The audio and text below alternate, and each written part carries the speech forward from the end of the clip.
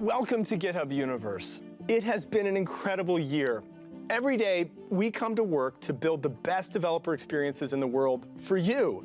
But then we're lucky enough that we get to use them too. And so whether it's a really big, innovative new product like GitHub Copilot or GitHub Codespaces, or whether it's just making the things that you use every day a little bit better, that's why we're here. And because we use GitHub to build GitHub, we're living it too. And so that's what we want to show you today. Let's settle in, grab a drink, grab a snack, and let's see what the GitHub crew's been up to.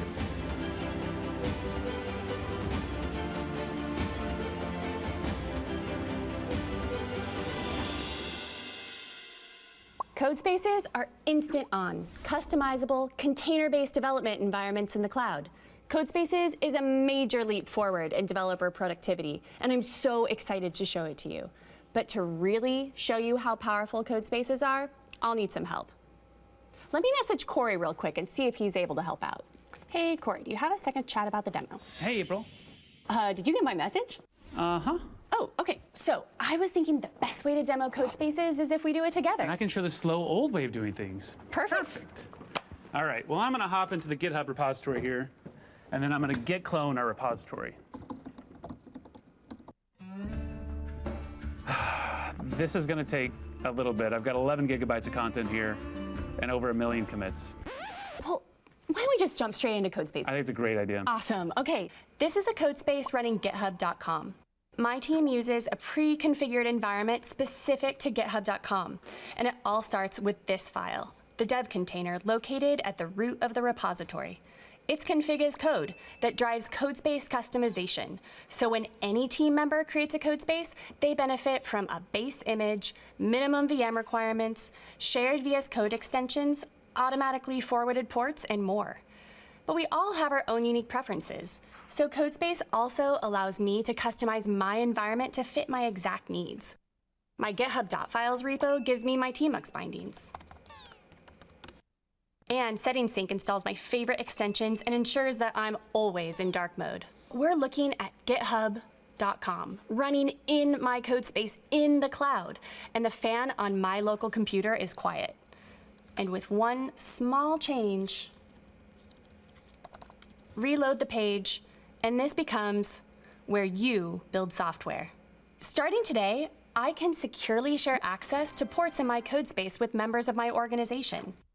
Now I can quickly share my code space, get fast feedback, and collaborate with my team. And personally, while I use VS Code a lot, some of my team are Vim and Emacs users and prefer interacting with the command line. We've now integrated the GitHub CLI, so they can start their day by managing their code spaces directly from the terminal and start a new SSH session, picking right where they left off. Wait, direct SSH access? When my team needs to start a new feature, it doesn't matter what device they use. They connect to a machine with 32 cores and 64 gigs of RAM. With Codespaces, we sped up our development inner loop, and now you can too. Codespaces is available for teams and organizations right now. And in case you missed it, we introduced a web editor for everyone. Just visit any repo and hit the dot key.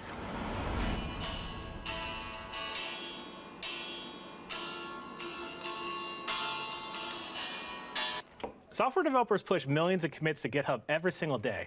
We built GitHub Codespaces to go from zero to coding really quickly. But what if you need some extra help along the way? That's where GitHub Copilot comes in, our AI pair programmer built to give suggestions to finish lines of code or even entire functions, all within your editor. When we first opened the technical preview in July, we started off with the most popular editor, Visual Studio Code. We're working on expanding support to Visual Studio, Vim, and IntelliJ. Here, let me show you. So here I'm using Copilot in PyCharm and working on a Python project. You can see as I start a new function, Copilot shows me a suggestion to complete my function. And it's exactly what I needed. Since we started, 30% of all code written by early adopters come from Copilot suggestions. Whoa. Copilot works best with Python, JavaScript, TypeScript, Ruby, and Go. And we're also going to support languages I don't even know how to write. We're going to expand the technical preview so we can get more feedback from all of you. If you already signed up for the waitlist, keep an eye on your inbox. Now let's see if I can start writing some of these tests.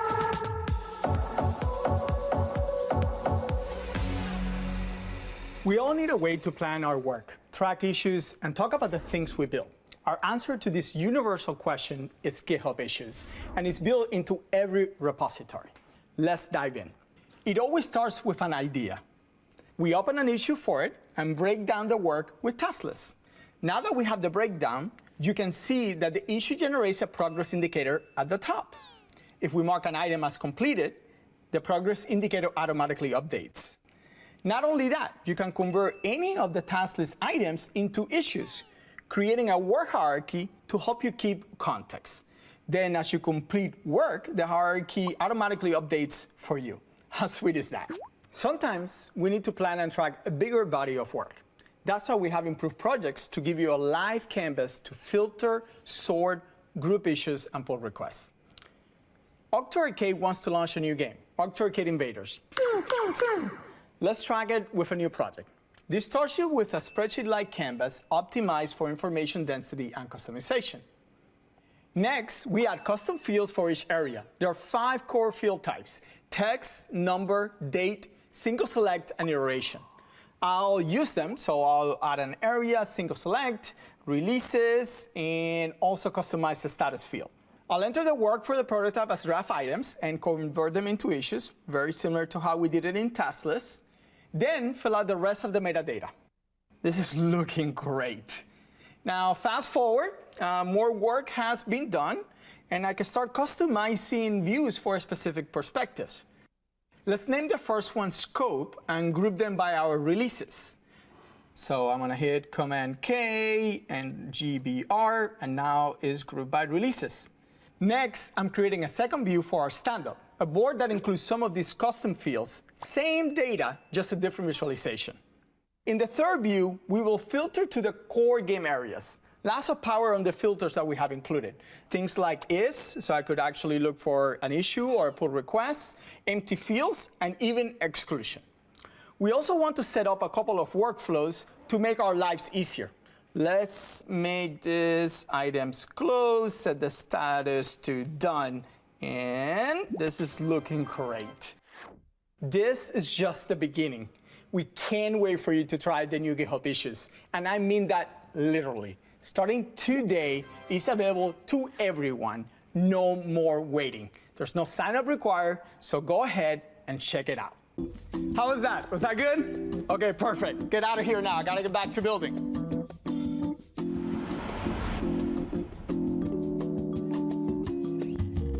Whoa! I was just checking out those new GitHub Issues features. Anyway, at GitHub, we want to make sure that every developer has what they need to succeed at any scale. We just launched Enterprise Server 3.2, which contained more than 70 brand new features. That includes powerful new continuous deployment features provided by our automation platform, GitHub Actions. Our new workflow visualizer gives you the ability to target jobs to environments. And you can now deploy to staging and then production, all with one workflow. You can even require approvals before making deployments. Finally, administrators can securely manage the secrets for every environment directly from within GitHub, so your dev teams can deploy changes quickly, but without needing access to your production secrets. But what about your company's other secrets, tokens, and credentials? Leaked credentials are one of the most commonly exploited application security risks. GitHub Secret Scanning scans all of your code to find them before you deploy. And now, in Enterprise Server 3.2, you can scan for your own company's credentials using custom patterns. Yes! Those are secret scanning patterns you define, in addition to more than 100 token patterns from cloud and service providers that we include automatically. Now, let's talk about code scanning, our semantic analysis engine that keeps vulnerabilities out of your code. We've added new severity labels and search tools to make it easier to focus on the most important vulnerabilities to you and your team. And we've recently added support for scanning Ruby as well. But we know that finding these vulnerabilities isn't enough. For the first time, security teams can get a single view of their security posture across all of their projects in an organization with the new security overview page. We've also made it easy for security teams to audit and investigate threats to their GitHub environment using their preferred tools by streaming their audit logs to a security event management system. With support for both Azure Event Hubs and Splunk, audit log streaming means you'll never lose an important event again. Altogether, these features mean you should spend less time worrying about security and more time building secure software.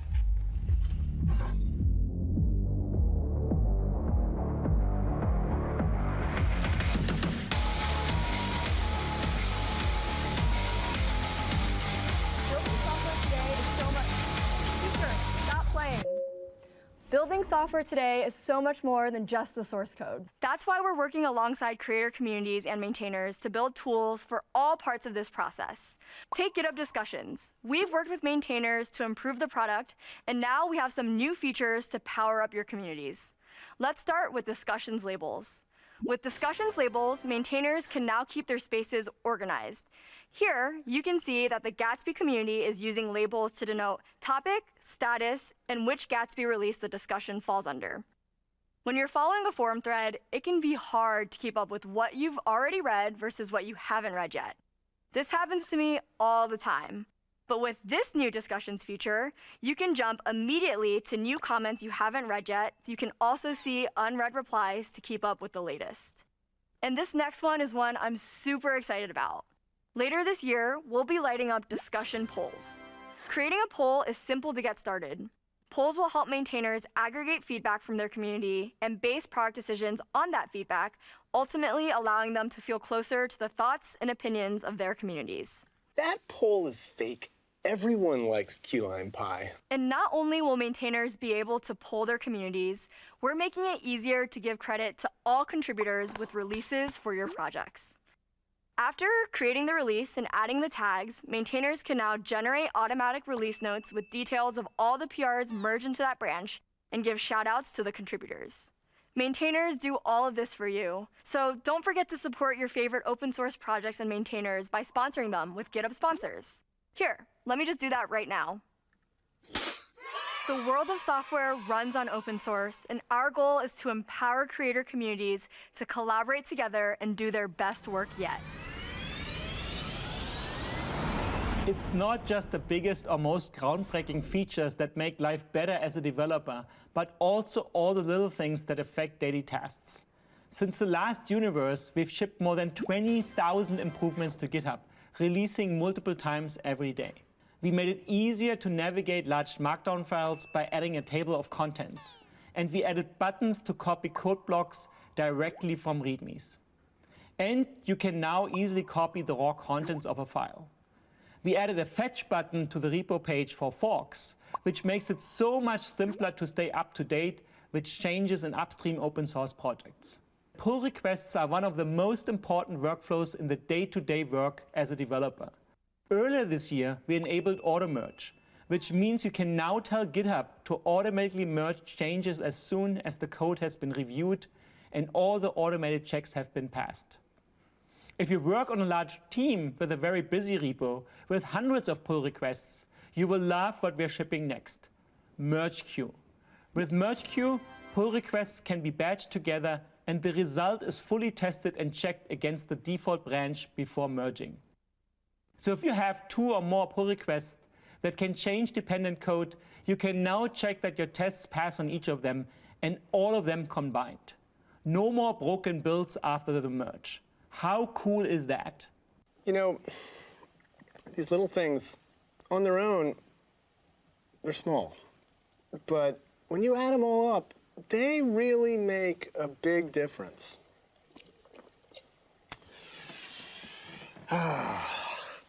The last feature I want to show you is the new GitHub command palette. You know how you can hit a shortcut in your editor to quickly open files or execute comments? We're adding the same to GitHub.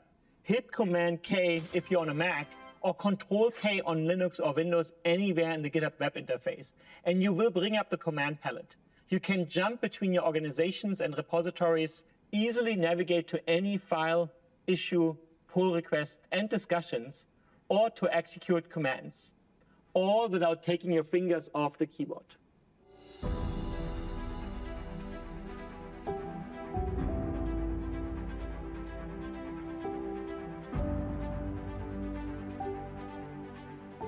At GitHub, the developer is at the center of everything we do. Our focus every day is to incorporate the powerful innovations shaping the future of software development into a single, seamless developer experience that works for you. We believe deeply in the power of developers to create a better future through the software they build. So whether you're an open source contributor, you work at a company, you're a student just getting started, or you're a cryptonaut navigating the metaverse, keep learning and keep building amazing things. We'll handle the rest. Thanks for joining us, and take care.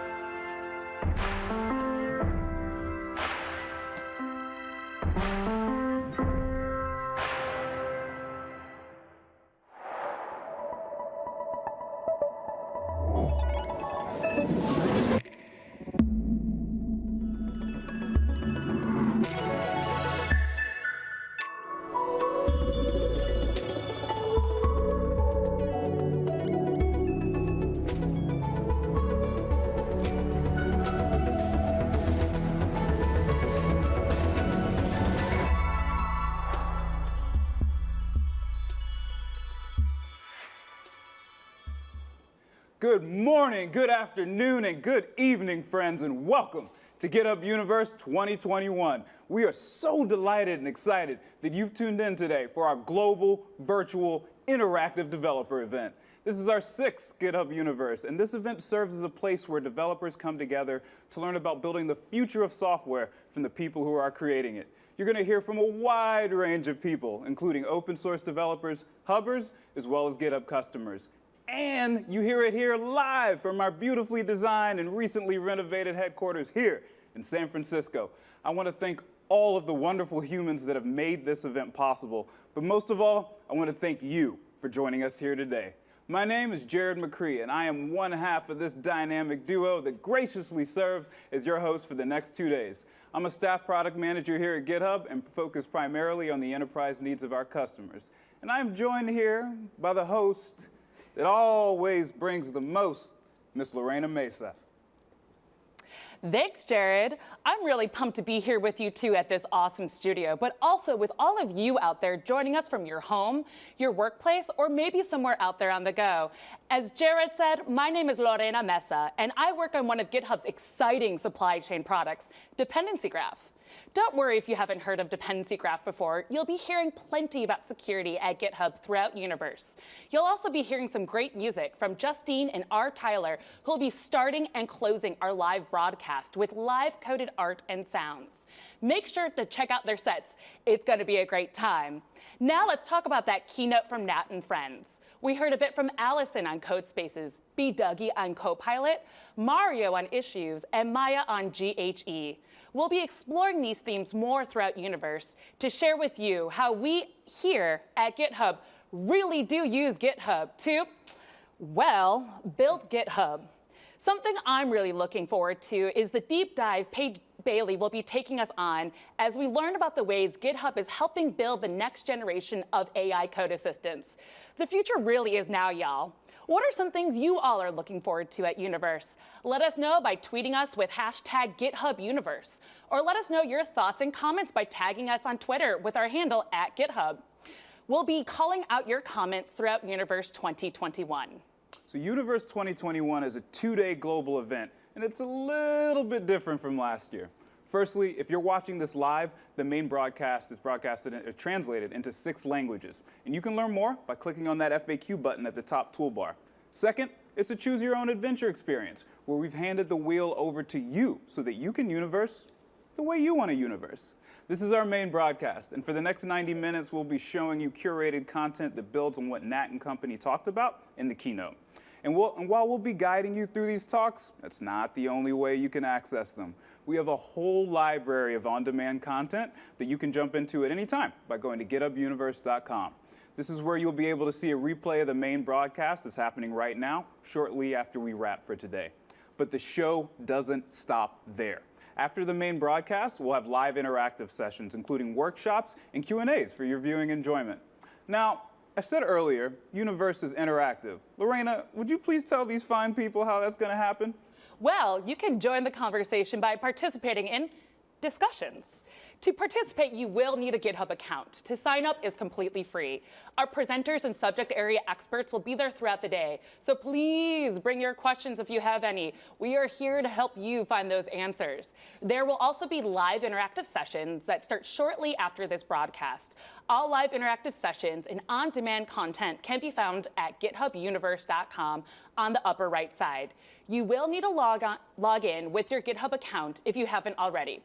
Although some of our sessions have been sold out, there are still many seats available in many of the sessions. Once you register, you can find links to access the sessions in your My Universe schedule and also in your email. A reminder, though, that space is limited, so please do sign up soon. If you need technical help during the live streams, because again, live streams, please reach out to our support team. You can reach support and discussions under the live event help Q&A tab or via email at events@github.com. All right, folks, it's time to jump into our first session of the day. So during the keynote, you heard about Codespaces and how one of the main goals is to remove barriers to entry for our users in order to make coding as inclusive as possible.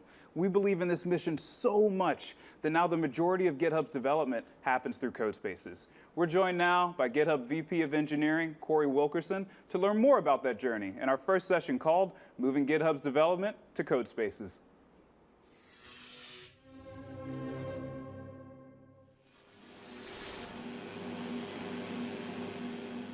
You've just heard about Codespaces, instant-on, customizable development environments in the cloud. And as April mentioned, we've recently moved GitHub development to Codespaces. Let me pull back the curtain and show you where this all started. The GitHub.com codebase is almost 14 years old. When the first commit for GitHub.com was pushed, Rails was only 2 years old, AWS was 1, and Azure and GCP did not yet exist. Over those 14 years, GitHub's core repos have seen well over 1 million commits. The vast majority of those commits were built and tested on Mac OS. Our migration to Codespaces had 2 goals. First, to build a better product and validate that Codespaces works well for all kinds of applications, including those as complex as GitHub.com. Second, we want to make the most of our development time. Managing a local environment can be a difficult and time-consuming task, but we want to keep our attention focused on creating something new. With some great work from my teammates, we achieved both goals while building tools that we believe represent the future of software development, the same tools that we're bringing to you. At GitHub, we've always prioritized a great local development experience from day one. A first-day engineer working on a new machine could expect to have their environment up and running in about a day's time. But the daily experience still presented regular challenges, and these challenges aren't unique to GitHub. We all experience these problems. Works on my machine is a meme for a reason. Things don't break because of a lack of understanding or skill.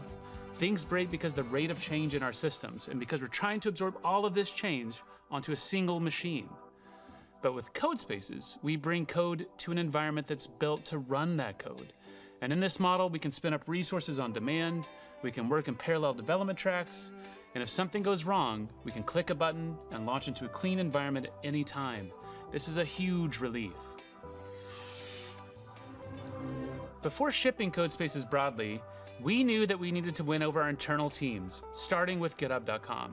And taking 14 years of Mac OS development assumptions and migrating all of that to a Linux host was no small feat.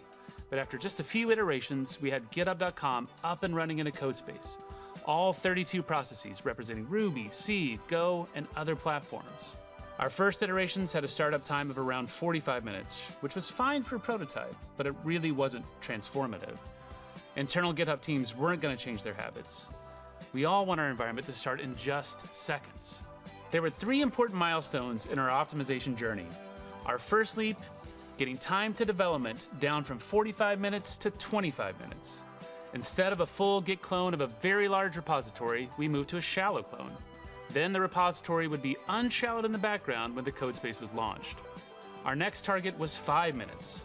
We moved a large amount of Bootstrap code into an image that we build every night using GitHub Actions. This image is then referenced in the project's dev container. And with this image, our codespace is booted just a few commits behind the tip of our main branch. And 5 minutes is great, we're feeling good, but come on, you know we didn't stop there.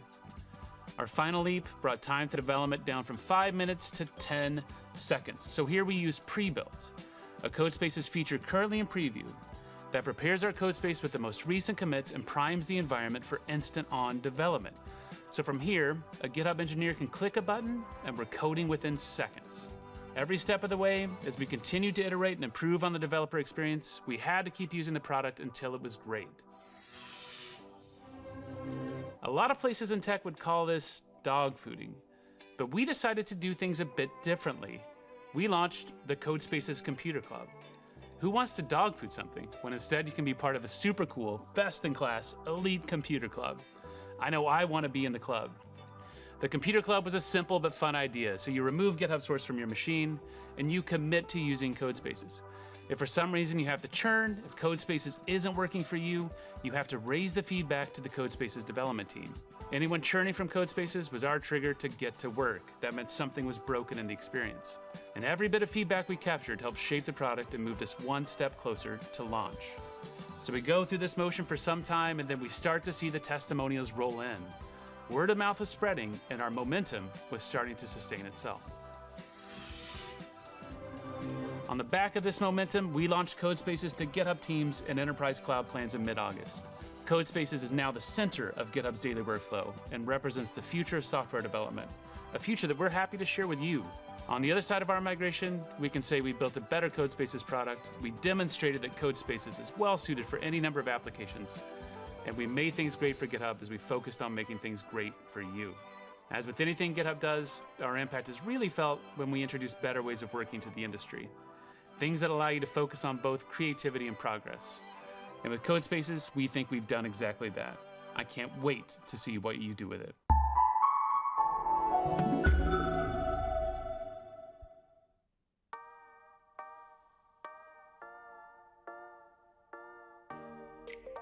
Hi everyone, I'm Bailey. Now that Corey has shown you the inside scoop on how we moved GitHub development to Codespaces, you might be asking yourself, how do I get set up with my own projects? Or if you're a manager, the question is likely, how do I onboard my team?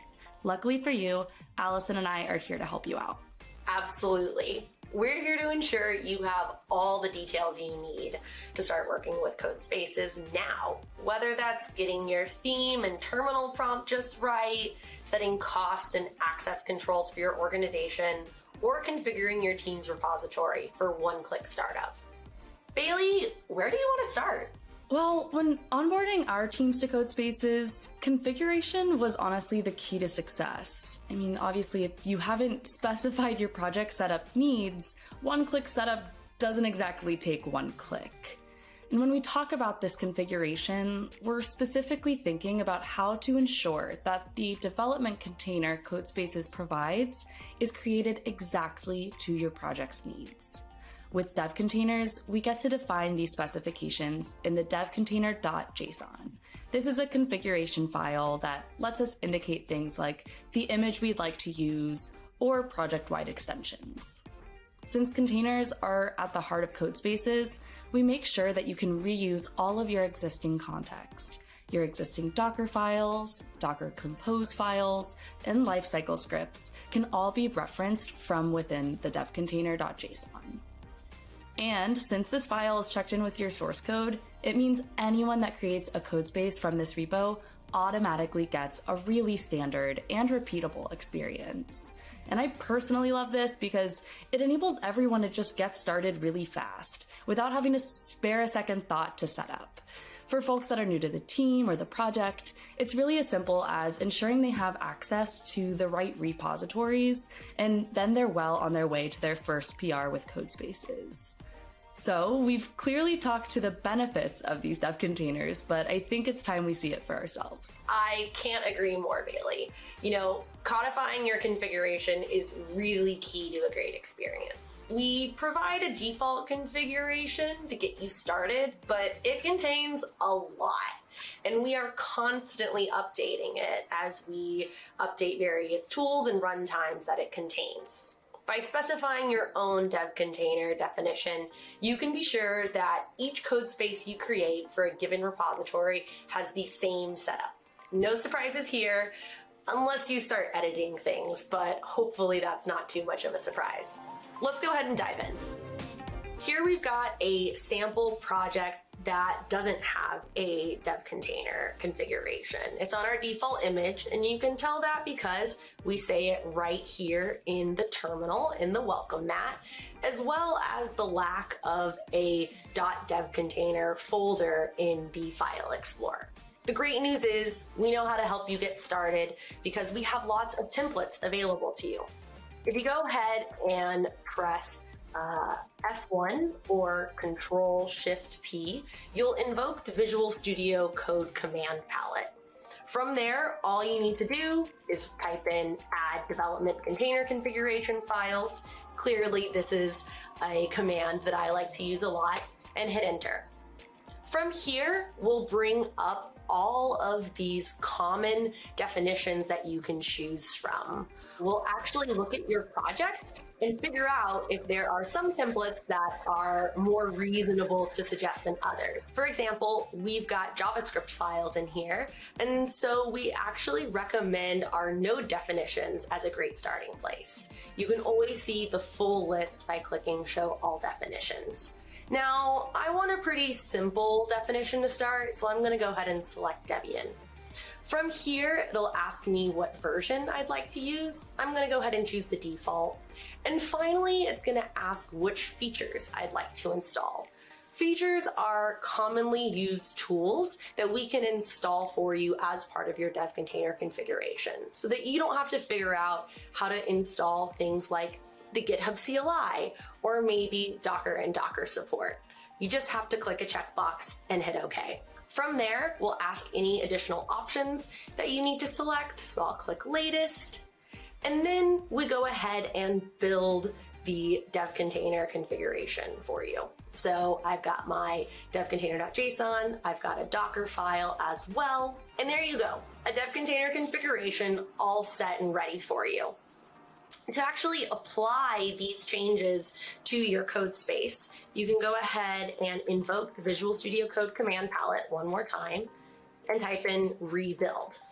As well, if you make any changes to your dev container configuration, we also pop up a toast that lets you know and allows you to rebuild right there. Rebuild allows you to experiment with your dev container configuration as much as you'd like, without pushing changes out to the repository that might mess up other teammates. Simply edit your dev container, rebuild, see the changes, and figure out if you like them.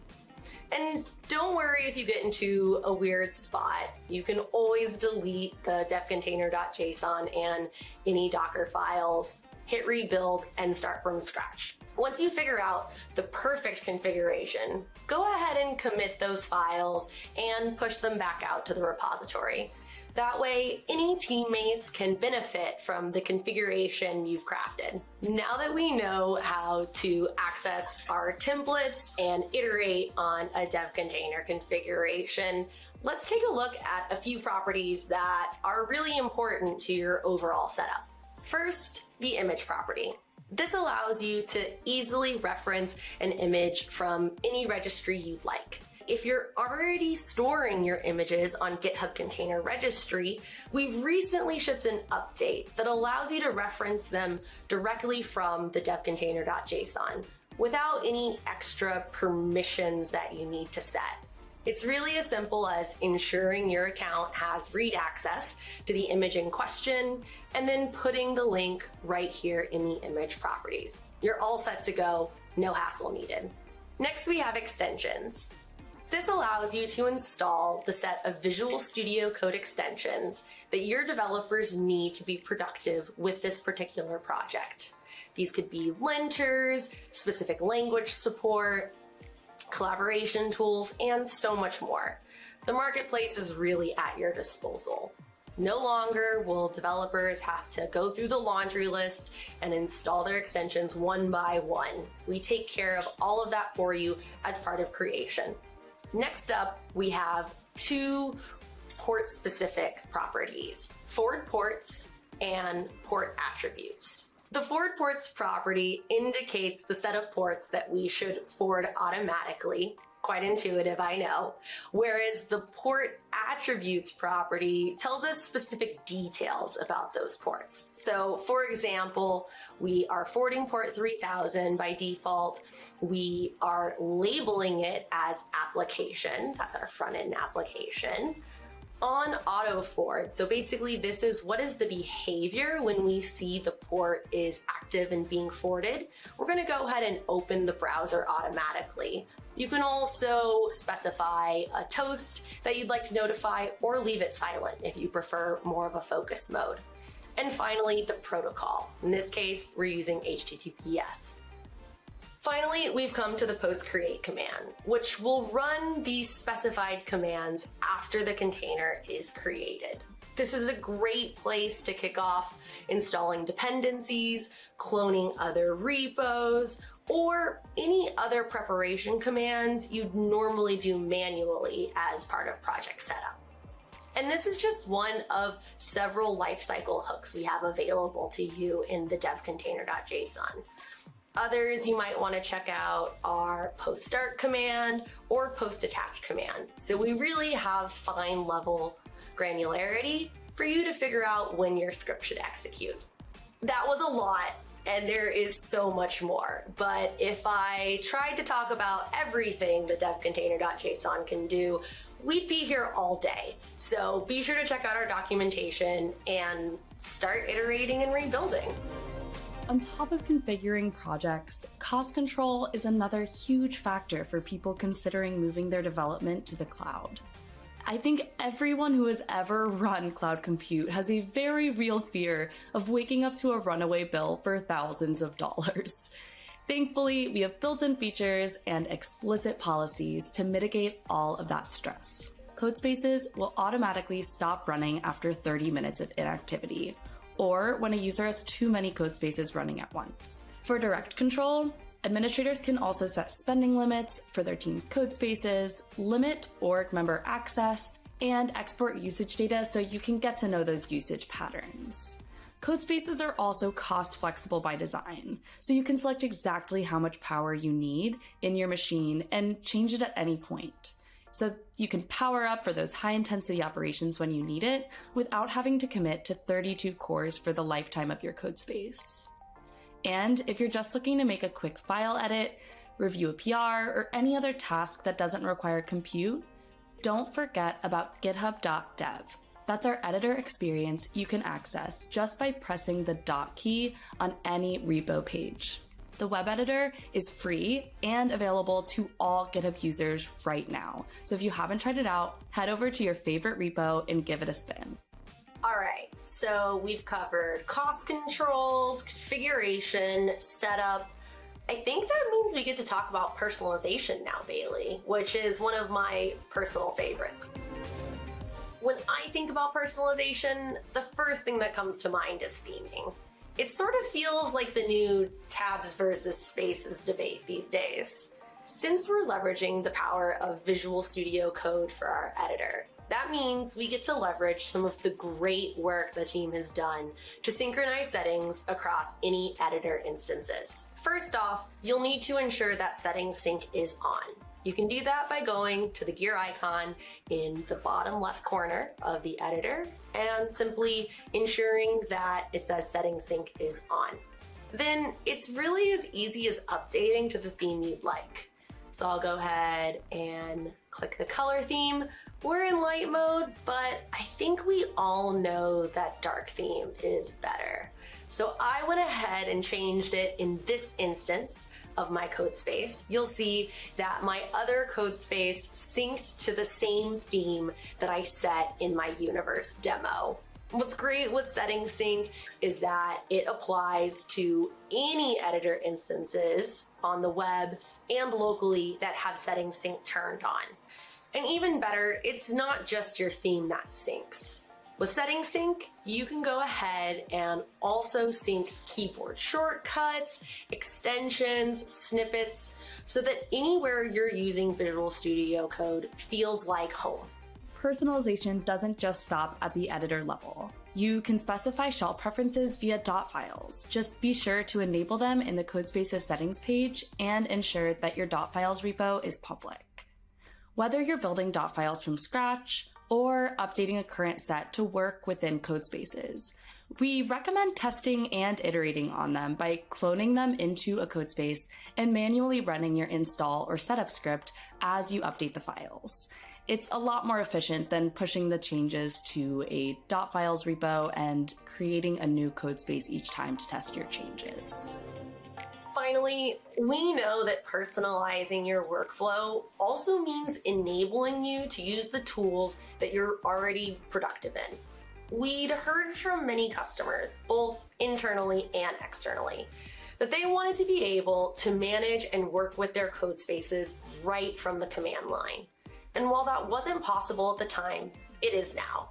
With our new GitHub CLI integration, you can manage and connect to your code spaces right from your terminal. Let's take a look.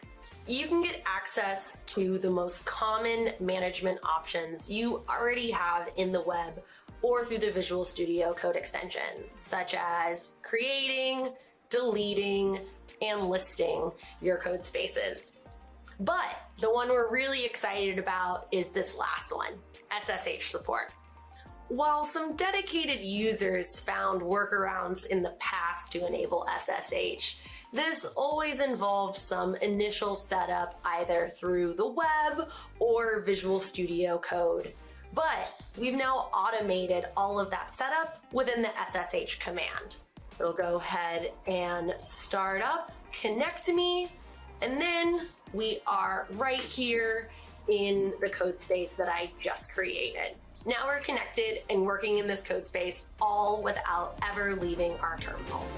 So between environment configuration, cost controls, and personalizing your tools, hopefully you feel ready to make Codespaces work for you and your team. All that's left is for you to give it a spin. And if you've got any feedback, we're always listening over in GitHub discussions. Thanks for joining us, and we hope you enjoy GitHub Codespaces. We'll see you soon.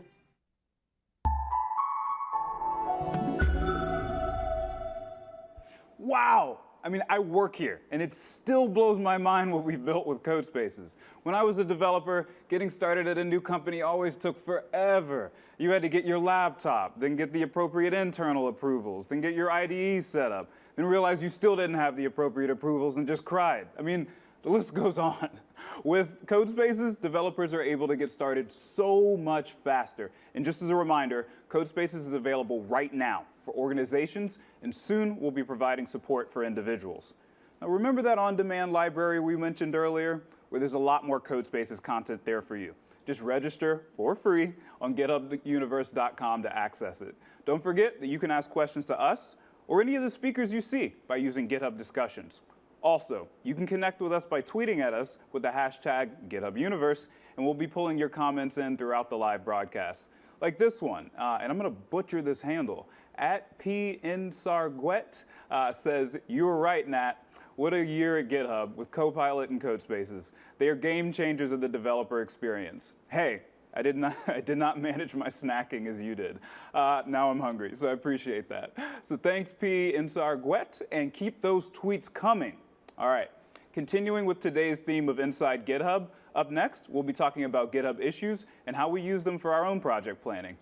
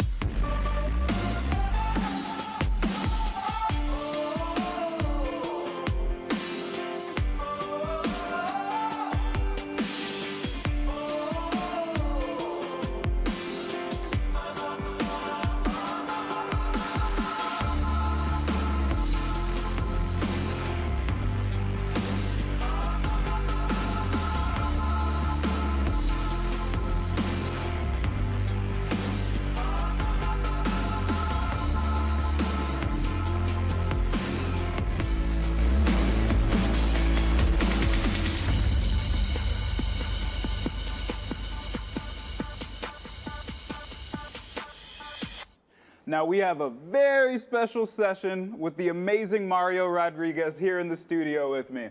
If you have any questions for Mario, you can ask them in discussions at github.co/Mario or by tagging us on Twitter. Mario, thank you so much for joining me today. How are you? I am doing great. Thank you so much for having me here. Today is a very, very exciting day for the GitHub Issues team.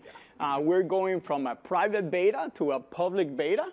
And really, that starts a brand new chapter for us in learning with millions of developers out there. Outstanding. And I'm pumped to hear about it and I'm share it pumped too. with I'm everyone pumped too. here. So I got a couple questions for you if you don't mind, just to kick this off. All right, first one.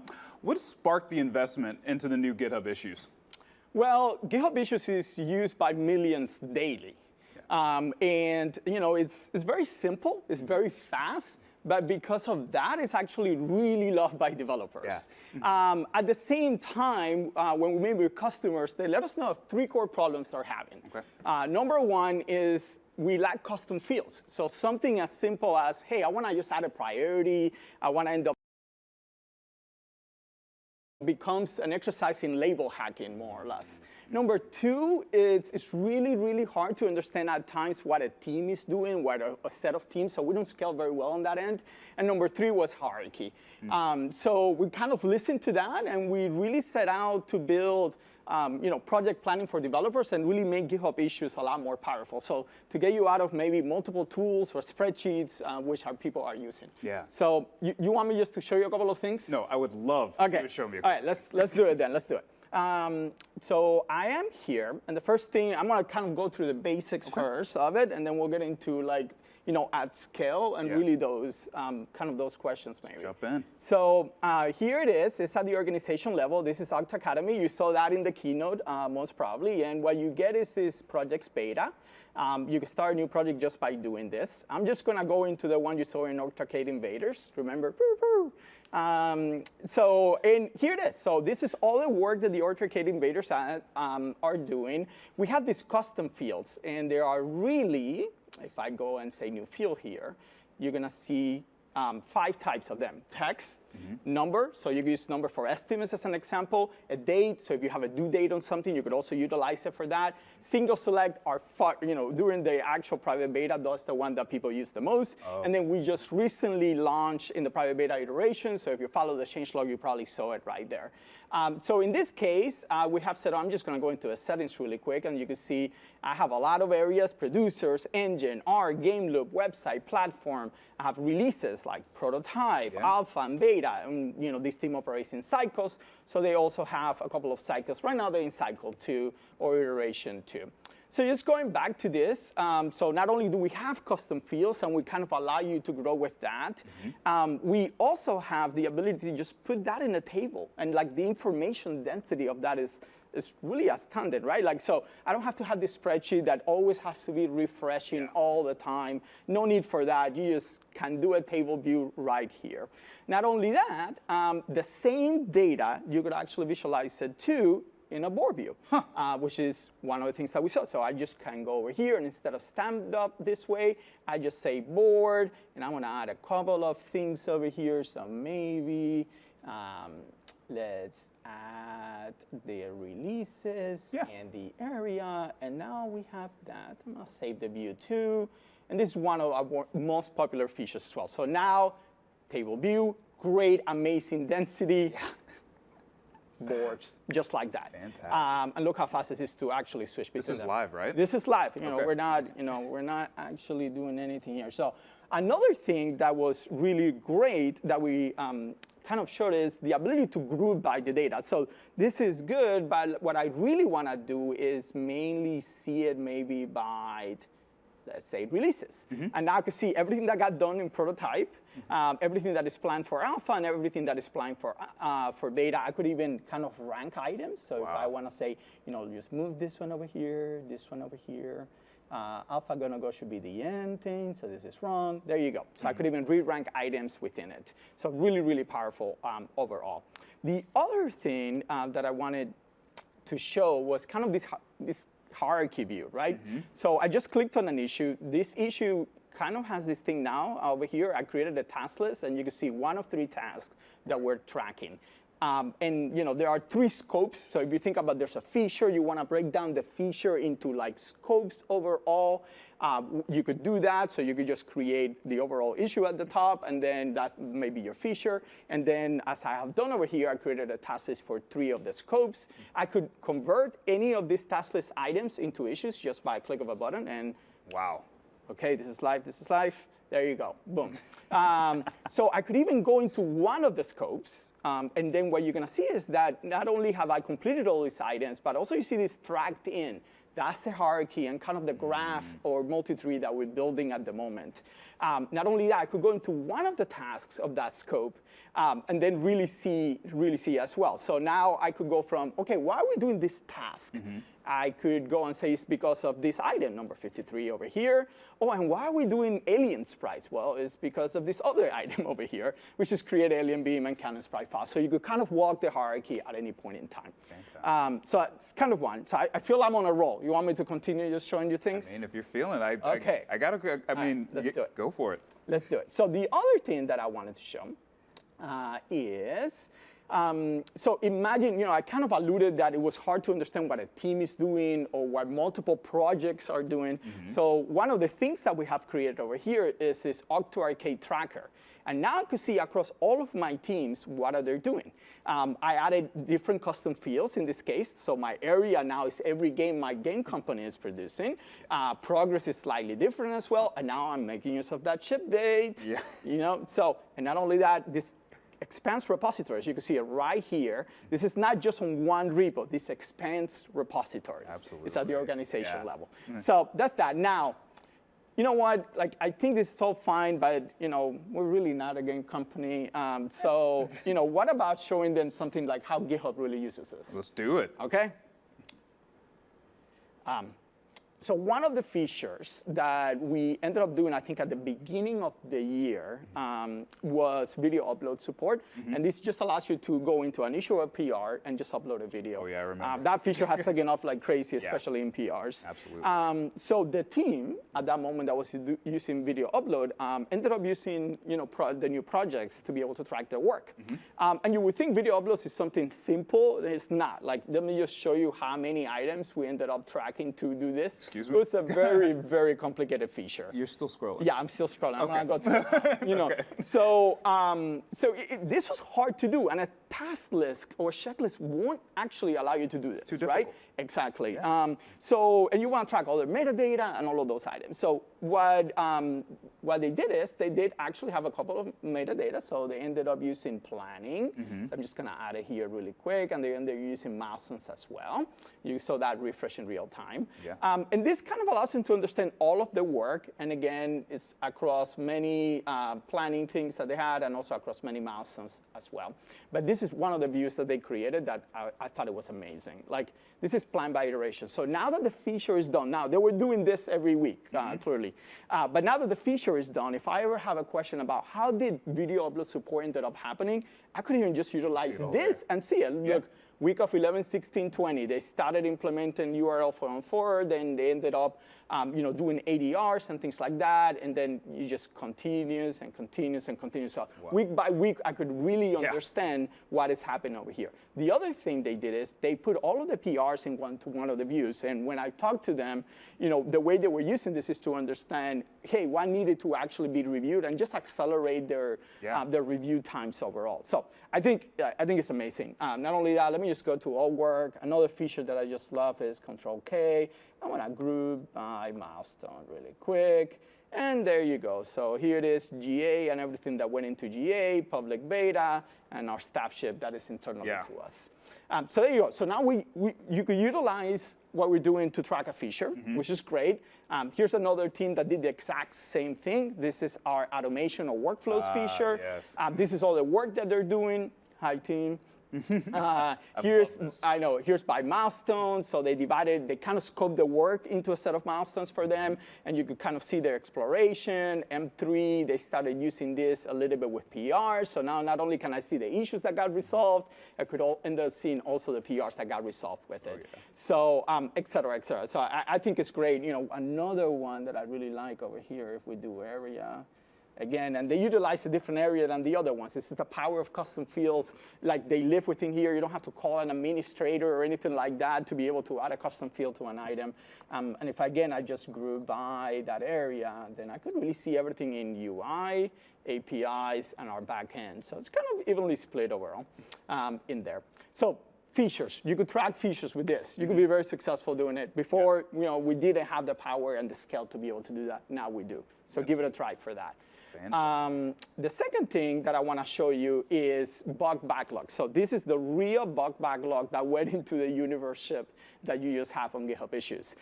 So there's still some items in progress, as you can see, awaiting review as well. But we ended up, in a short period of 2 weeks, ended up resolving around 65 bugs overall, polished items.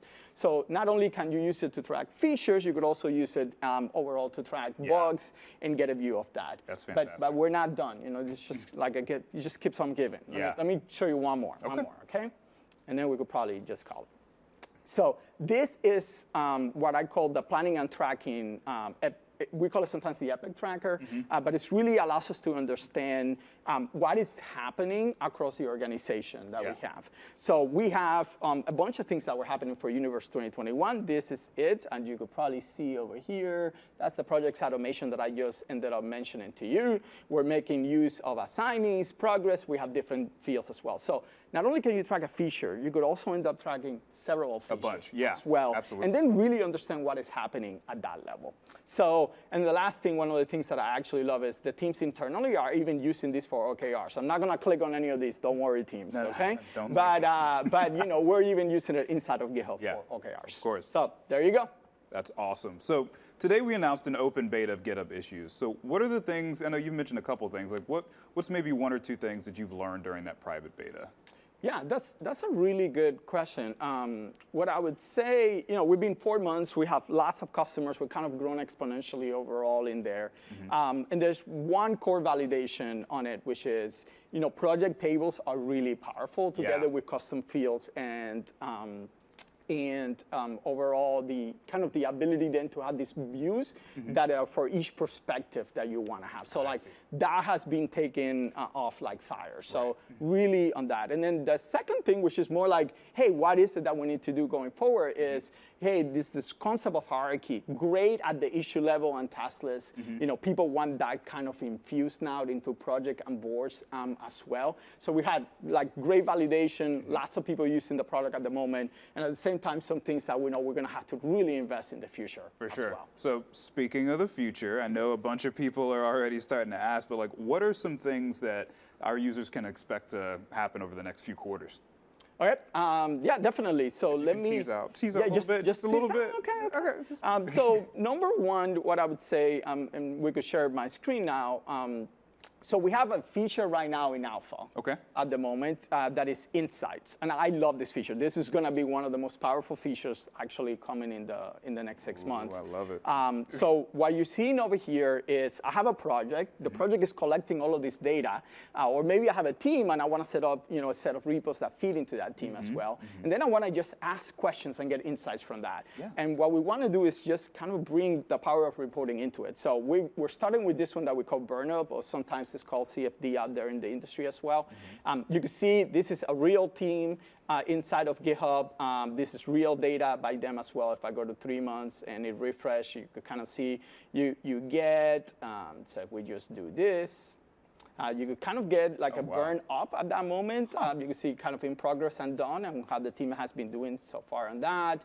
Another one, if we go back into the backlog and I do the exact same thing, you can see we use a lot of statuses in there too. Yeah, one or two. Yeah, just a couple of them. So again, you know, you could go over here and do the exact same thing, maybe not in progress.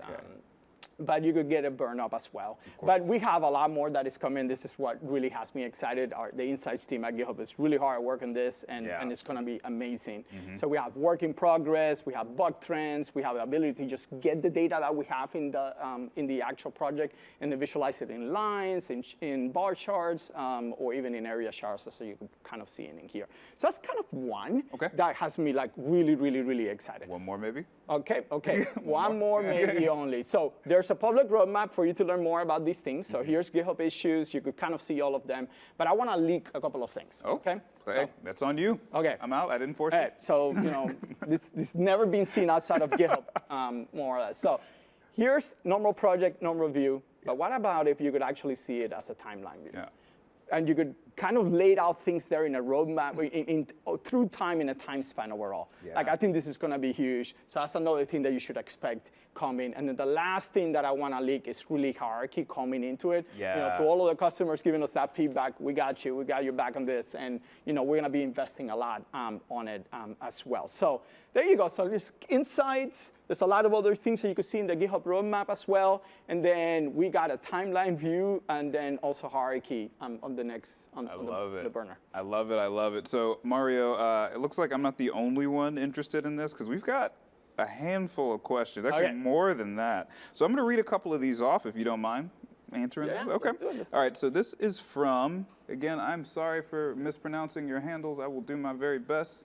L.Y. Becker. Can you show the issue task hierarchy relationship in the table or board view? So we cannot yet, Okay. but this right here, if we show the screen again, this is what we're experimenting with. You can see, imagine this was kind of the feature, and these were the scopes, and then you're going to be able to do that. So that is, again, one of the features that we get asked a lot, and that's, high in our backlog. Sweet. As part of the public beta. All right, I got another one from you. Let's do it. From Bagat Ka. Again, apologies. The question is, looking through the repositories and their issues, is it possible to find a project for open source activity by using repo_URL/contribute? Is there any UI for that? It would be great to have a page with projects that can be interesting for you by filters containing good first issues. Yeah, so I think that's a great idea. We have, by the way to give feedback on the product, we have a feedback discussion. So I think it's GitHub feedback, it's github.com/GitHub feedback. And then there's the discussions, and you can find GitHub issues there. Please put any type of thing that comes into your mind into it. We love engaging with our customers overall. But yeah, I think that's a great idea. We will invest more in the index pages that we have today overall. So my hope is to be able to just kind of demo it next time he asks. So. All right, stay tuned, y'all. All right, next question from Scotes. Hi. Hello. Hello. Are new projects available to GitHub Apps off instead of personal access tokens now? Yes, it is. Starting, I think, today, if we already turned on the feature flags, you should be able to use it for GitHub Apps as well. So give it a try. And again, if there's anything that you see that needs to be improved, please let us know. But it is. There we go. Quick answer, quick question. All right, next one from Nick Sloan. Will you add a field to the GraphQL issue type to navigate from an issue backup to the new style projects that contain it?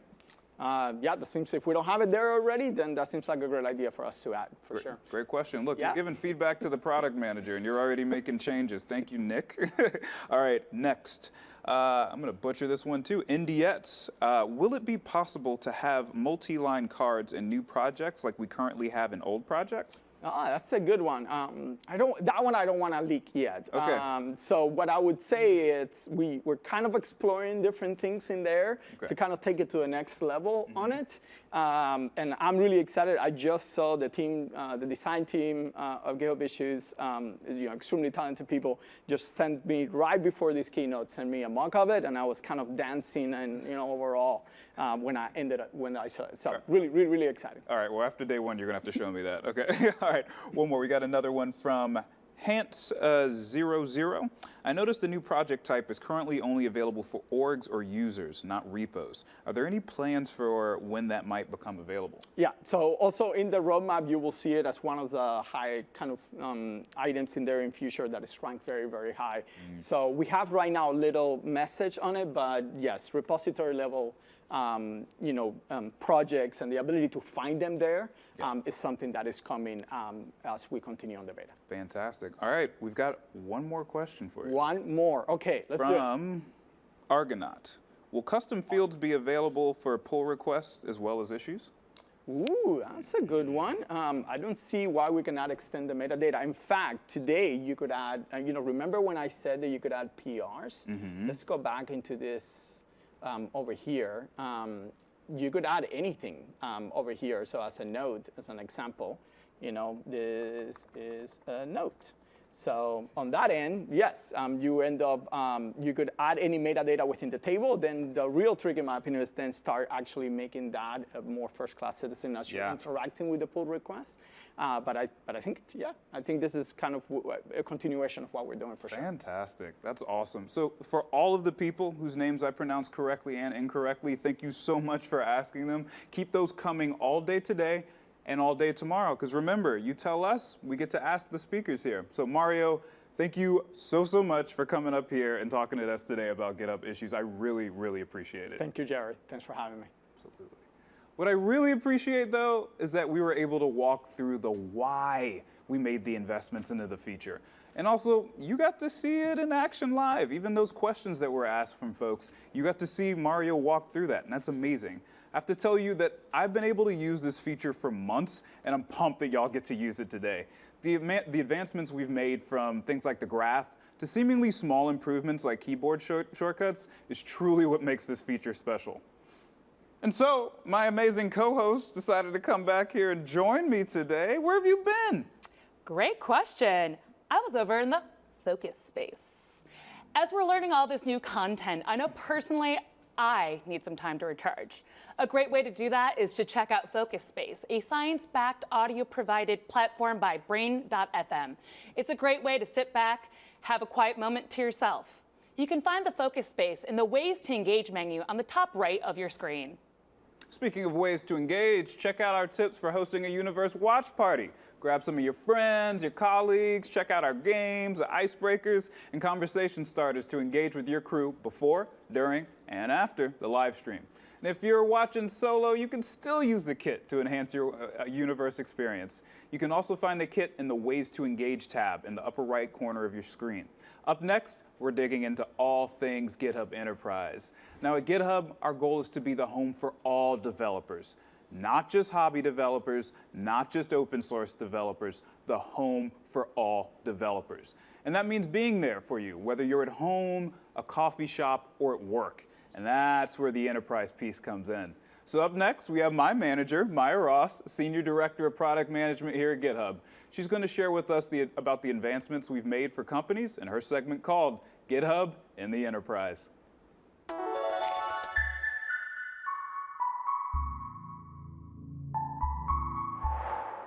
Hi, I'm Maya. I'm the Product Director for Enterprise at GitHub. And I'm going to be giving you a quick whirlwind tour of GitHub for Enterprises, including some core developer workflows, as well as showing you some of the newest features that we ship for enterprise administrators. But first of all, what is GitHub Enterprise? Well, it is a secure umbrella around your organizations, one that allows you to manage large teams in a number of organizations, as well as apply policies and security controls across those. And it's available either to host yourself in GitHub Enterprise Server or on github.com in the SaaS service in GitHub Enterprise Cloud. And GitHub really is the home for enterprises. Those range from new, innovative startups, as well as many of the world's largest organizations. And it's having a huge impact on their businesses as well. Let's take 3M. They adopted GitHub a number of years ago. And in doing so, they came to us wanting to speed up their business. They were able to increase the number of deployments they were doing from 400 every 60 days to 6,000. That's over a 15% increase. But you know, results like that don't come overnight. And we've been working hard for many years to build the platform that enables that. We're excited to say now that GitHub Enterprise is actually 10 years old. And the first version of GitHub Enterprise was actually called GitHub Firewall Install. It was all about running GitHub behind your firewall. We've been making big changes in that time. Recently, we shipped Actions and advanced security to Enterprise Server. We've also been investing in the small things that make a difference to our customers. Things like the addition of authenticating with hardware security keys for Git events, which shipped to our server customers just a few weeks ago. But you know, with building all of these features also comes the need for reliability and stability.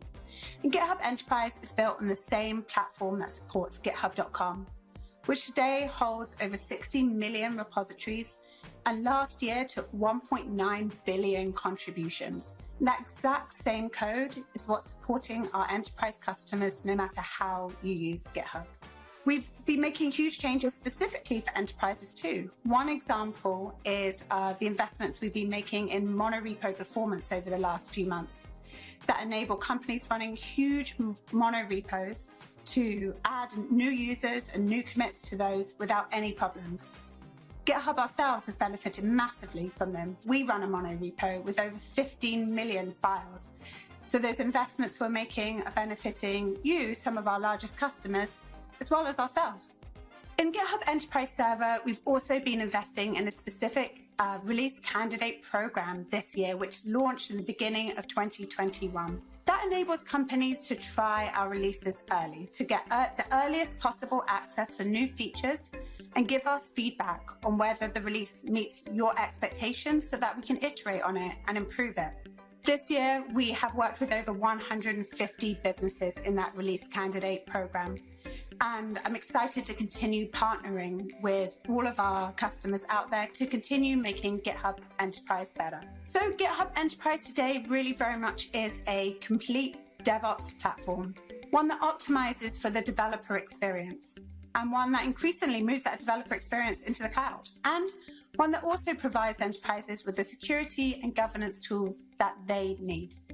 You heard about that in the keynote, but now I'm going to go through a few examples of how that actually manifests in the product for our enterprise customers.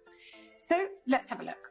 First of all, we are going to have a look at kind of typical enterprise developers workflow and how we can build some security and compliance checks into that workflow in a way that doesn't get in their way at all.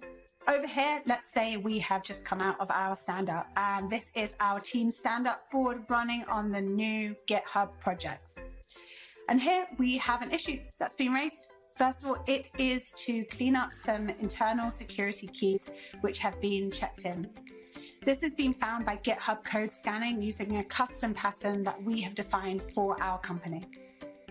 And you'll see here that I've actually already got a branch automatically created for me. This is running on an action that I configured to create a branch whenever an issue is raised. The purpose of that is to enable traceability. So we know it's so important for companies operating in highly regulated industries to be able to trace code from idea right through to deployment. And with GitHub as a single platform, you can do that. So let's go into this branch.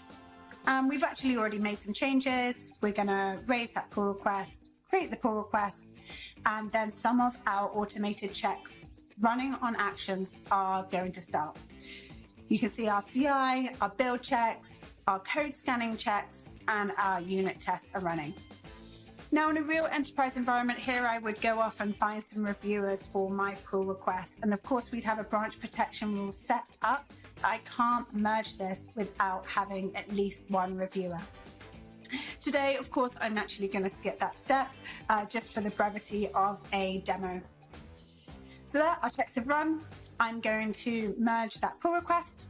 And automatically, again, this is going to kick off our deployment. So we've said it is now going to be safe to deploy to our various environments, all of which are configured in GitHub with our secrets managed directly in GitHub. So let's have a look at that. Let's pop over to our actions. We've got our production deployment, which has already kicked off. Let's have a look at that workflow. And you can see it has already gone through our staging deployment run, so we could go have a look there. And it's got to production. In order to deploy to production, I do need somebody, again, to review that. So we have all of our live site checks built in here. I'm hacking this a little bit. I've given myself the ability to approve that deployment. I'll approve it, and there we go. We're deploying to production. So there with GitHub, you have a developer experience that is collaborative, that is automated, and that also has compliance and security built into that developer workflow. Now I want to go into the fundamentals of GitHub Enterprise. There are really three pillars that make up the enterprise administration and security offering. The first is access control, the second is observability, and the third is governance. Talking first of all about access control, what we really mean here first and foremost is that private means private. So when you host your code with GitHub, you can be assured that no one else is going to see them. And we achieve that in a variety of means. First, through role-based access controls. Second, through identity management, authentication management. And the third, we won't talk about too much today, but is networking controls. So you can configure what IP addresses can access your corporate repositories. So let's go ahead and have a look at some of this. So first of all, we are going to hop into another enterprise that I have set up. Over here, I have another organization. This is an enterprise organization with a number of repositories. And in it, I have a set of teams. These are all of the teams across my business who need access to those repos.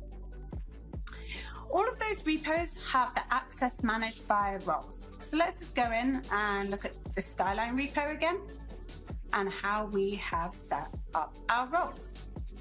So here you will see the 5 roles that we know and love across GitHub. We've had these for many years. And down here, you'll now see a new section, custom roles, whereby we can define custom roles specific to our teams and our business and assign those to different teams or engineers for each repository. A couple of examples that we have here. One is a security ops role, where we've taken one of our existing roles and added the ability to read, write, and delete code scanning results so that they can manage our security posture in this repository and across the organization. Let's have a look at that. We hop over to manage access. Here we have our security operations team, and they've already been given that security ops role. That's much better than giving them full administration access, whereby they could take control of the whole repository and everything that governs it.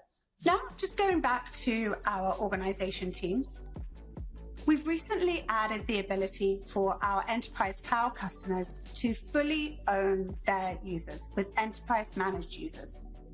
And they are all authenticated just via single sign-on from your identity provider.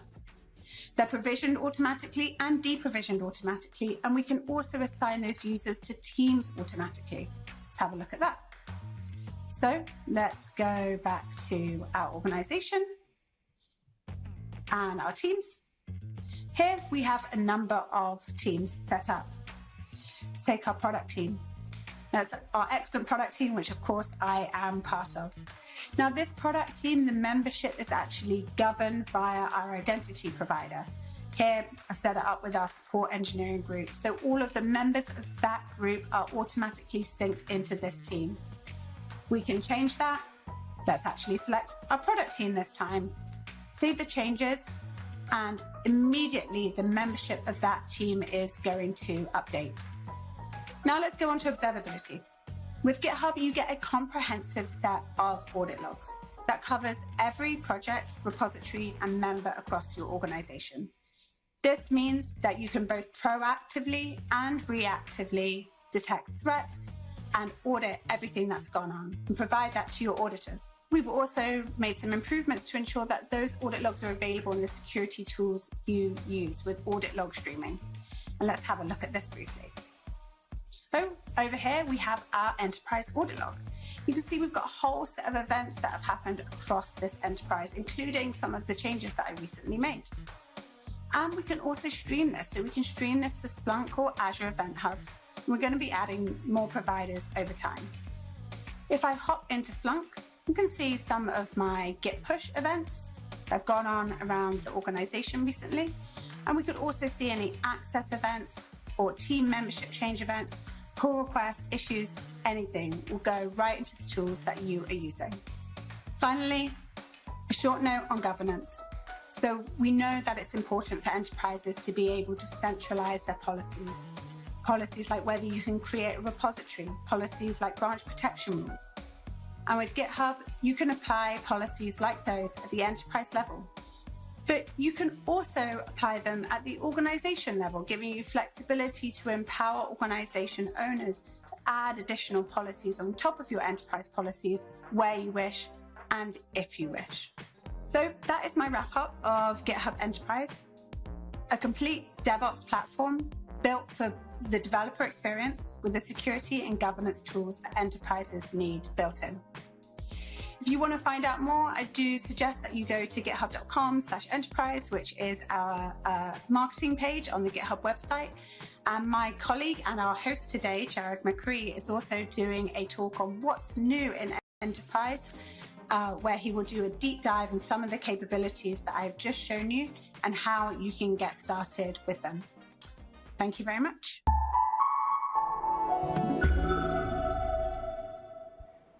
Security, DevOps, and collaboration. These are the 3 foundational pieces on which GitHub Enterprise is built. The focus is on removing any roadblocks to adoption for enterprises so that we can empower developers to create the products of tomorrow. Now, Lorena, I couldn't be more thrilled to see what happens next. Well, what's really exciting is we have a lot of people reacting to us right now, right here in discussions. We have folks joining us from Ghana, Australia, India, Poland, Portugal, China, Guatemala, Amsterdam, and more. Again, all in discussions. In fact, we got a comment from Tom Garcia P on discussion saying, "Never seen coding DJs before. This is awesome." Yeah, be like Tom Garcia P. Join us in the conversation. If you have any questions or want to share any feedback on sessions, our presenters and subject area experts, again, are available over in discussions. Y recuerdas, tenemos tradición en vivo en 6 idiomas. Remember, we have live translations in 6 languages. Coming up next, we have a block of short sessions for you. First, we have the always fantastic Neha Batra presenting in a new segment called Meet the Maintainers. Then, Brian Douglas, known worldwide as B. Dougie, will present our latest installment of Inside GitHub. We'll discuss how we're using actions at GitHub.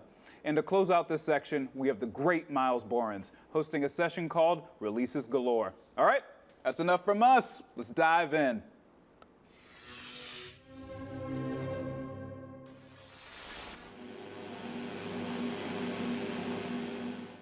Hi, I'm Neha Batra, and I'm an engineering director here at GitHub. And I'm so excited to introduce you to this new segment that we're doing, where we're going to be speaking with 2 open source maintainers, Paulus and Sage, and we're going to be seeing what the world looks like from their seat. And so they'll be sharing their screen, and they'll be doing a bit of a show and tell, and so you can see what it looks like to be an open source maintainer. So why don't the 2 of you introduce yourselves? Yeah, awesome. So I'm Paulus Schoutsen. I'm the founder of Home Assistant.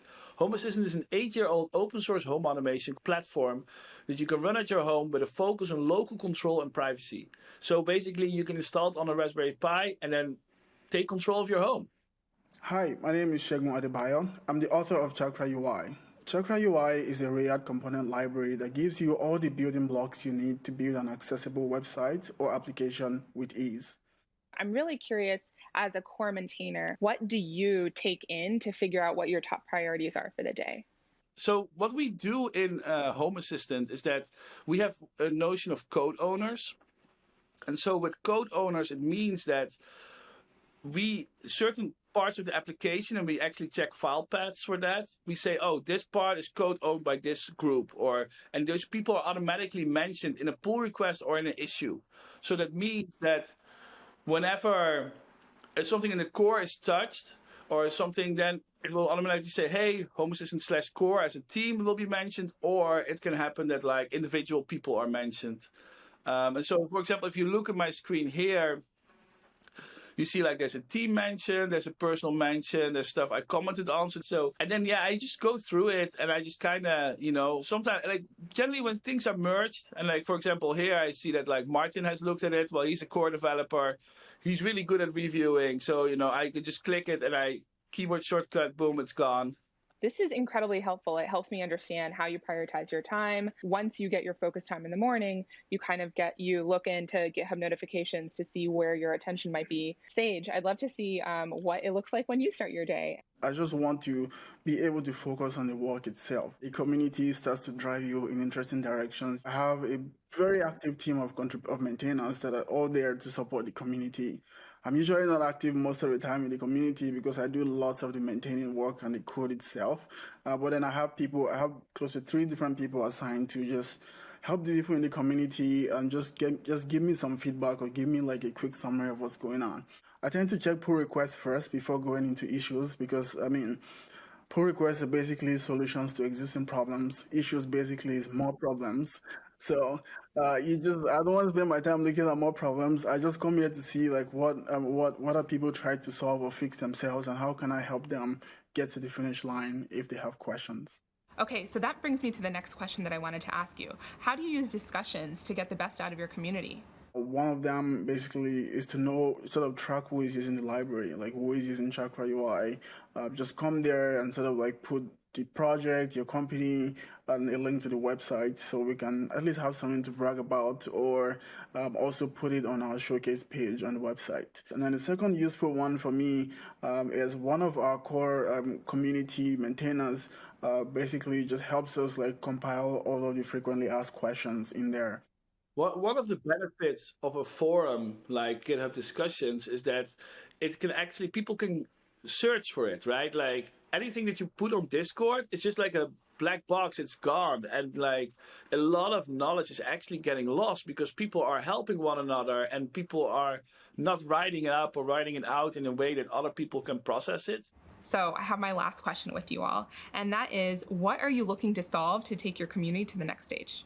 So right now, one of the things we've been spending a lot of our time thinking about is how do we build or design accessible UI components in a way that is not tied to a framework? Basically, we've been trying to make Home Assistant easier to use ever since we got like people working on it full time, because that's when we really were like, okay, we want to, instead of our technological audience of like system administrators, people that can run Python applications and write YAML configuration files, we want to get from that group to home automation enthusiasts and people that want to make the best out of their home. Yeah, well, thank you so much. I feel like I learned so much from the two of you. Hopefully you two learned from each other as well. What I really wanted to do is kind of really see what the world looked like from your seats and eventually show our audience what it might look like from a maintainer's perspective, what you pick up on, how you try to solve problems within your community, what the fact that like not one person can do it by themselves, and the fact that you rely on a huge community to work together. Thank you for your time. Thank you for sharing your screen, which is sometimes kind of scary. I hope you have a fantastic day.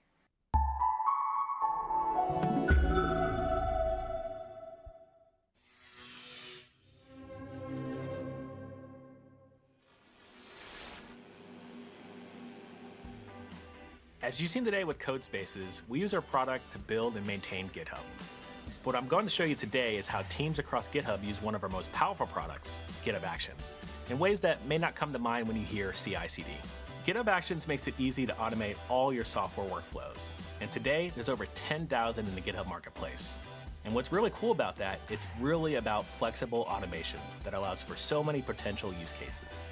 And in true GitHub fashion, teams here have used Actions to automate all kinds of work, from technical to non-technical teams. So let's take a look at a few of them.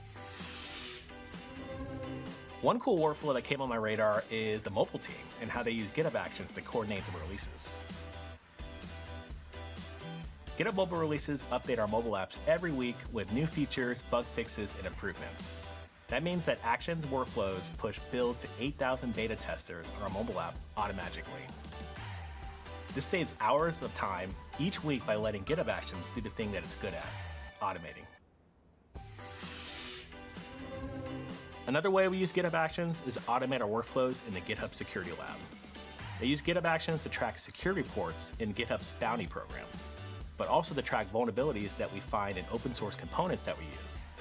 When I find a security issue in open source projects, I can go here to report it and fill in the issue form template. As soon as I create the issue, GitHub Actions takes over. It adds vulnerabilities to our internal database and looks for the project security guidelines and then reports that issue using the project security policy. Okay, so we've got one more that I think is personally amazing, and you're probably going to find it super useful if you're tuning in. A lot of teams use Actions to automate the handoff in on-call rotation. And here on the communities team, they open an issue that tags the right people and makes sure the right knowledge is captured on the new on-call rotation for the necessary context. This is so important for our teams across time zones to keep work moving forward. There's really so many examples, but I just don't have enough time to go over them. And actually, I just got a notification for my Teams action where we do our stand-ups, and I've got to fill out my top 5. So while I'm doing this, let's go ahead and end here.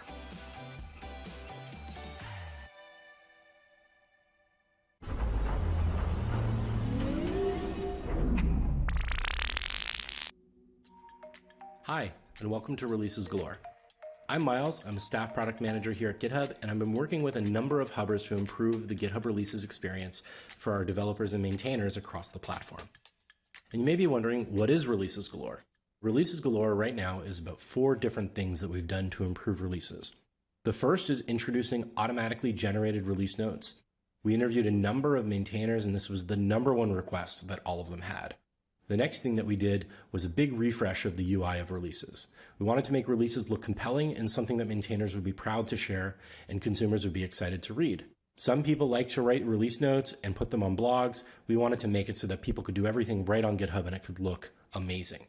We also want to make sure you could automate all of this. So we added new functionality to the GitHub API to make it easier than ever to automate releases, and have done a bunch of tests to make sure that it works right out of the box with GitHub Actions. and fixing lots of paper cuts along the way, making it a better experience overall and leaving things better than we found it.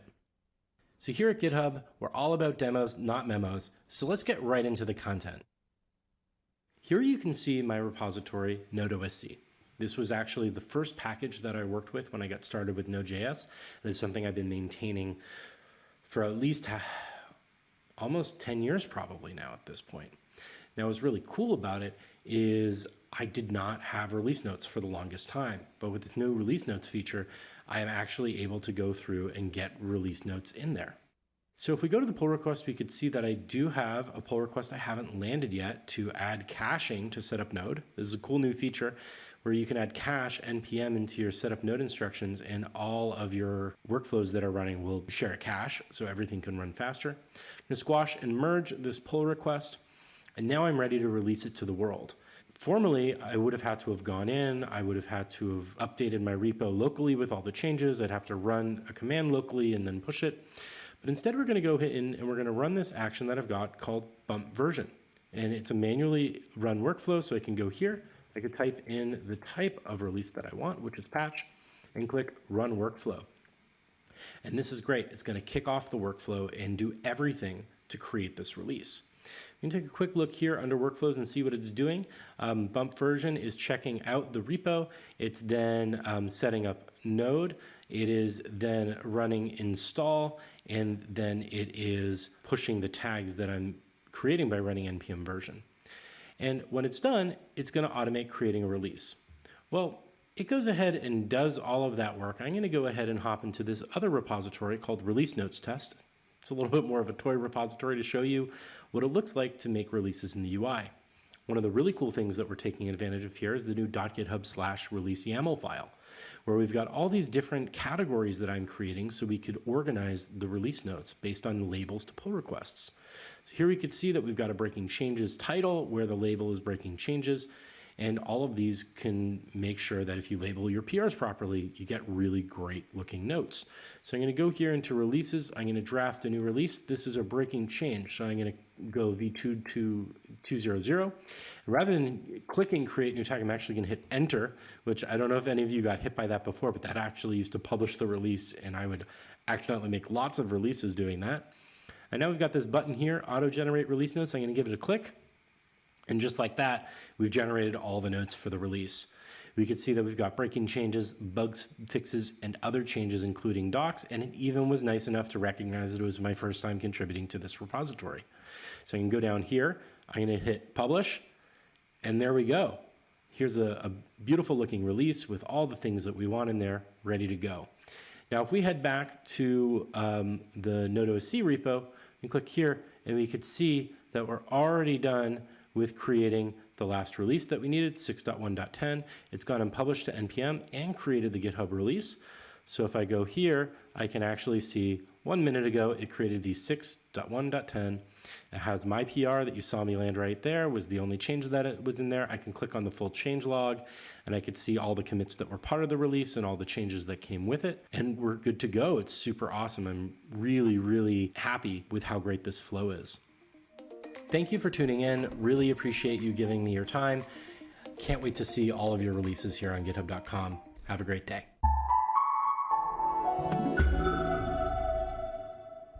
Don't forget that you can ask questions to us or any of the speakers you've seen by using GitHub discussions. You can also engage with us on Twitter using the hashtag GitHub Universe, like Daniel Gar-Jones, who tweeted at us, "How cool is showing inner real usage of issues? It is cooler than a polar bear's toenails." Yes, that is an Outcast quote. Yes, I am from Atlanta. But keep those tweets coming, and thank you, Daniel Gar-Jones, for your comment. So once the main broadcast wraps for the day, we'll have a boatload of live sessions on a wide range of topics for you to see. For example, if you're interested in hearing more about GitHub Enterprise specifically, we have some great on-demand sessions that you can view at any time at githubuniverse.com. All you have to do is register, and you'll get free access to all of that content. Well, we are nearing the end of our day one broadcast. Pero no te preocupes. We'll be back tomorrow for day 2, where we will be focusing on the interconnected community. We'll start with an invigorating keynote from Erica Brescia, and we'll have many more live sessions with such folks as Mike Hanley and Emily Freeman. Additionally, we have AMAs and interactive sessions, all of which can be found on the schedule. Coming up, we'll delve into one of GitHub's latest features, Copilot, a tool using the power of AI to help us write more intelligently by leveraging the collective power of code existing on the public internet. We'll learn more about how we built Copilot and what we're doing with it from Paige Bailey, an AI expert and principal product manager at Microsoft. Without further ado, on to Copilot.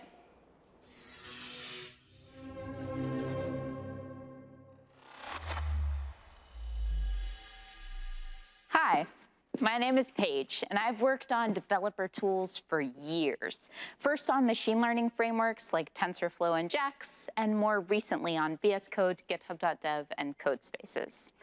I'm here today to talk about GitHub Copilot, which is an AI pair programmer for developers. It's built right into your editor, and it gives you tailored suggestions for the code that you're writing, bringing the collective wisdom of the world's developers straight to you. To give us some behind-the-scenes insight into Copilot, we've brought in the lead architect for the project, Uga Demore. Uga, why don't you introduce yourself? Sure. My name is Uga Demore. I'm the VP of GitHub Next. GitHub Next explores the frontiers of software engineering. Our most important project in that space is Copilot, and I'm very excited to talk about that with you today. I've been able to use Copilot for the last several months, and I've been so enchanted by how well it works most of the time. But there are some times where Copilot might give me a recommendation that doesn't quite make sense. Could you talk a little bit about why that might be, why it's so good, and then also sometimes why it might run into snags or misunderstandings? Often when it goes wrong because it doesn't have enough context. It just doesn't know enough about what you're trying to do. So let's say we're talking about security. It doesn't know that security is important to the application you're working on, and so you have to be explicit. If you actually said in a command, sanitize all user input, it will do that. But you have to think of it as a robot that takes your commands very literally. So we do recommend that you use the standard tooling, the standard safeguards, things like GitHub Advanced Security, to check all the suggestions and make sure that there's no unwanted problems there. Absolutely. And I love that you mentioned that the best way to get performance out of Copilot is to be super specific. I often find that Copilot helps me better articulate the kind of work that I'd like to have happen in my code, because in order to get it to have these super accurate responses and super accurate suggestions, you have to be very, very clear. Whenever you have a power tool that you're perhaps using to build a house, you can implement safety guards or some sort of feature that helps protect people from potentially falling into those dangerous situations. What kind of safety features are we engineering for Copilot so that we can help protect users against some of those security vulnerability concerns or potentially toxicity? Perhaps the most important thing that we are planning to do is to filter the training set so that it doesn't see the bad examples. If it doesn't see the bad examples, it can't imitate them. The other one is use reinforcement learning to steer it away from bad patterns and make sure that it doesn't do those things again. Or even more explicitly, when they see security problems or problems with bias and toxicity, many people write to copilot-safety@github.com, and those reports are tremendously helpful to us in improving the safety of Copilot, putting in more filters to make sure that those harms don't happen. So another thing that I've observed frequently when using Copilot is that sometimes I get feedback that feels almost verbatim from documentation or from tutorials or examples of code that I've seen on GitHub. I especially run into this when looking at machine learning framework suggestions as an example. Many people think that the model behind Copilot somehow stores the training set and it just picks snippets that are maybe relevant to the new situation. That is in fact not the case. You see these examples that seem too close to existing code. It's typically because there's not enough context. If you show a lot of context, a lot of things that are special to your application deeper down in a file, you will see that it tailors its suggestion very much to the context where you're working.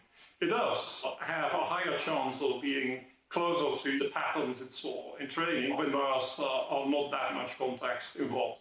We have actually measured this. There's a really interesting research blog on the Copilot website. In practice, it happens very rarely indeed. Nevertheless, we do want to protect our users against potential problems with this sort of thing. For that purpose, we've built a duplication tracker. It's not yet out, but it will be soon. That indexes all the public source code, and it will actually suppress suggestions that have too much overlap with existing code.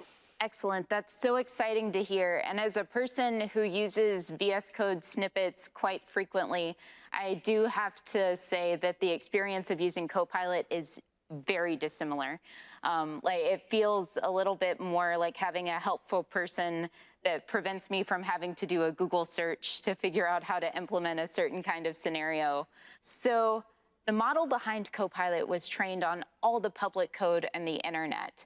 How is this different than other models that might have been created before? I believe Copilot's base model was GPT-3, correct? How is Copilot very, very different from those previous instances of source code understanding and generation?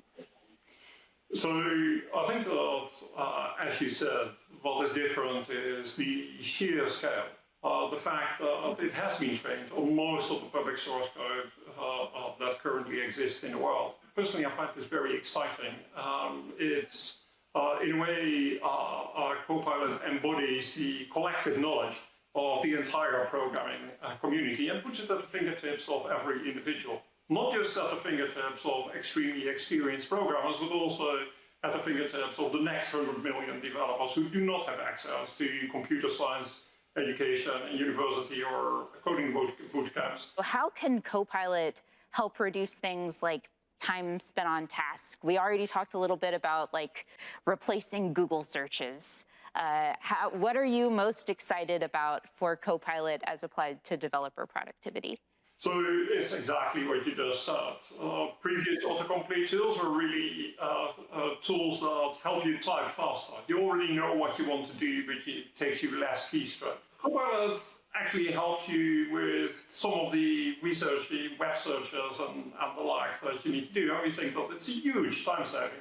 One of the things that we've seen there is that for Python developers, more than 30% of their newly created code, more than 30%, is written by the AI. So that's actually quite a lot. I mean, people clearly are finding this thing very useful. And I'm also excited to hear that there are continuing developments for Copilot. If you could share some things that are potentially on the roadmap or that you're aiming towards. With pleasure. We're now seeing a glimpse of what is possible with this type of technology. Copilot, as it is today, just helps you create new code. You write some comments in English, and it will write the code to come with it for you. But what about the other way around? You write some code and you ask the AI to explain it to you. It actually writes the comments. It writes the explanation. Another application that we have a prototype of that I'm very excited about is automated refactoring. Imagine that you want to say, I want to take this library that currently is a dependency of my project and I want to replace it by an almost similar library. And finally, the obvious thing, automated code review. Have the AI sit in the code review process and suggest there may be a better way of implementing this particular function. Or indeed, perhaps you want to include some extra comments here because this is a little bit difficult to read. So we see applications of artificial intelligence everywhere in the development process, and we released a first example of what can be done, but much more is to come. It sounds like we're just beginning to explore all of the ways machine learning and deep learning can be applied to the entire end-to-end developer lifecycle. How can engineers get started today? But you sign up for the technical preview of GitHub Copilot. By doing so, you help actually make it better. It's so good to have spoken with you today, Uga, and I learned a ton. Thank you very much. It's been a pleasure. You know, Copilot is something that I wish I had had when I was first learning how to program as a planetary scientist. And I'm confident that it'll unlock superpowers and create opportunities for folks who might not necessarily see themselves as developers today. Copilot is under heavy development, and the improvements are driven by every single developer that uses it. And you're helping us make it safe. So sign up today for the preview on copilot.github.com. We can't wait to see what you built. Bye, folks.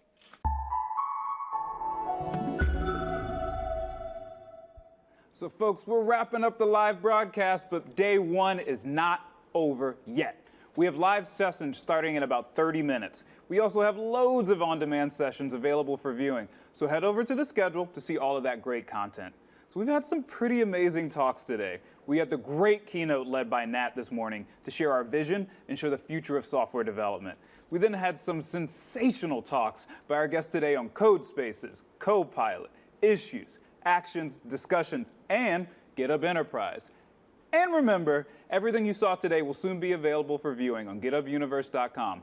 For now, let's take a look at a few highlights from today. Let me pull back the curtain and show you where this all started.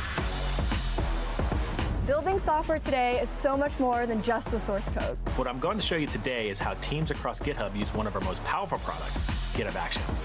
Hi, and welcome to Releases Galore.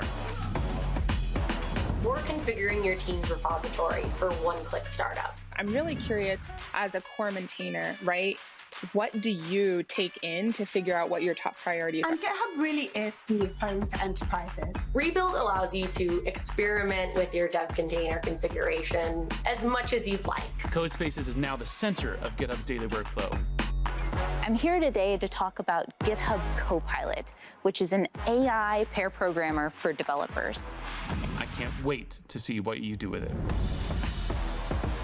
I can securely share access to ports in my code space with members of my organization. All code written by early adopters come from Copilot suggestions. Whoa. And the improvements are driven by every single developer that uses it. A lot of teams use Actions to automate the handoff and on-call rotation. But with Codespaces, we bring code to an environment that's built to run that code.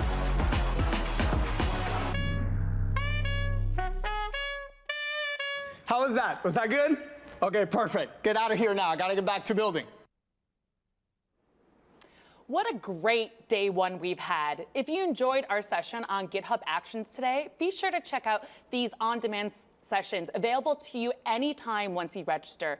And if Actions isn't your thing, we have a lot of other live content for you to explore. All of day one's main broadcast material, as well as any other on-demand content, is available for rewatch at GitHubUniverse.com. If you sign up for one of our live interactive sessions, they'll be starting in about 30 minutes after an awesome live coding performance. Space in our interactive sessions is very limited, so as a favor to your fellow attendees, if you can't attend, please remember to remove yourself from the session to open up seats. Also, don't forget to use the Watch Party Kit to maximize your experience at Universe. It includes trivia, prompts, and an Octo Catapult challenge you won't want to miss. Yes, Octo Catapults. And if you would like to get your hands on some limited edition Universe 2021 swag, head over to the GitHub shop at thegithubshop.com. We've got a thrilling lineup planned for you tomorrow around the theme of the interconnected community, where we will be opening with a keynote from Erica Brescia and have talks exploring DevOps, GitHub Actions, developer experience, security, and more. If you have any questions or comments, please hit us up on discussions. We'd also love to see your photos of your Octo Catapult. Make sure to tag us with the hashtag GitHub Universe on Twitter. So y'all, I am terrible at goodbyes. But fortunately today, all I have to say is hasta mañana, because tomorrow is day 2 of GitHub Universe 2021.